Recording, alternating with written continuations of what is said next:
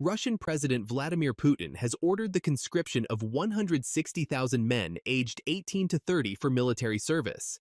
This isn't just a routine draft. It's the largest spring conscription since at least 2011. It surpasses 2024's figure by 10,000 and signals growing pressure on Russia's military. Why now?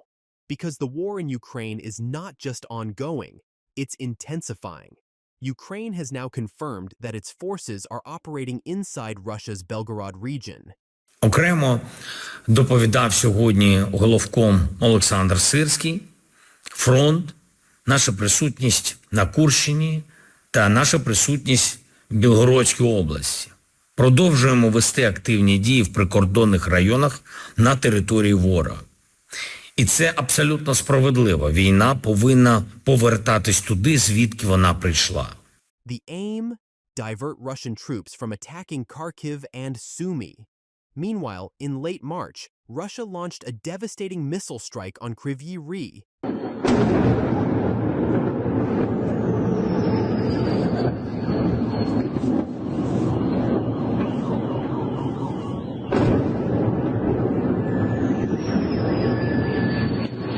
Ебать, это четвертая нахуй! Пятая, блядь!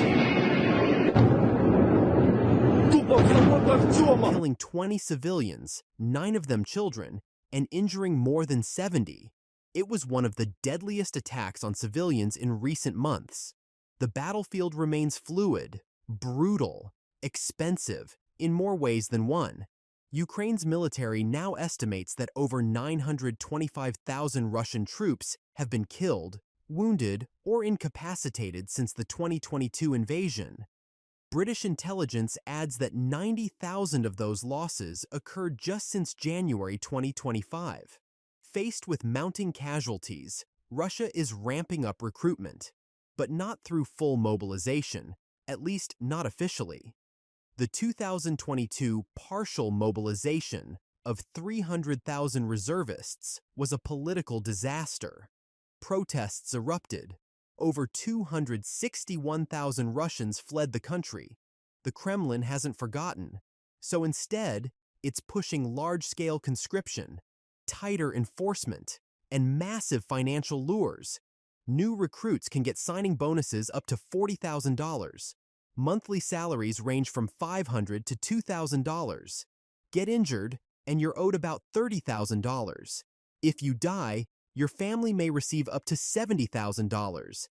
These incentives are especially effective in poorer regions like Buryatia and Siberia, where military pay can reshape family fortunes. But even this isn't enough. To plug gaps, Russia has leaned on foreign soldiers, especially from North Korea. In early 2025, 3,000 more North Korean troops arrived in Russia, according to South Korean intelligence. That brings the total to about 11,000 North Korean soldiers fighting alongside Russian forces. The price? Back in October 2024, reports suggested $200 million was paid for 12,000 troops. That's around $16,666 per soldier. But the cost isn't just financial. Of the North Koreans deployed, 4,000 are reported killed or wounded already. And yet, the demand continues. Russia is now drafting harder than ever, not just to sustain the front line, but to recover lost ground. Take Ukraine's August 2024 incursion into the Kursk region, a bold move that embarrassed Moscow and stretched its defenses thin. By early 2025, Russian and North Korean forces reclaimed much of the territory, but it came at a price, in blood and credibility. Diplomatic efforts haven't resolved the crisis. The Trump administration has mediated ceasefire discussions. Russia reportedly agreed to stop targeting Ukrainian energy infrastructure. But in March, a missile strike hit Kherson's power grid, cutting electricity to 45,000 people. So much for promises. Meanwhile, the Kremlin is walking a tightrope. It needs more troops, but fears another public backlash. So this spring draft, the biggest in years, is a strategic compromise. It fills ranks without triggering the fury that followed 2022's mobilization. Yet behind the headlines and numbers are 160,000 lives now redirected to war. Some will serve far from home, others may never return. And as the war in Ukraine grinds through its third brutal year, each draft tells a story of high stakes, deep losses, and a leadership unwilling or unable to change course.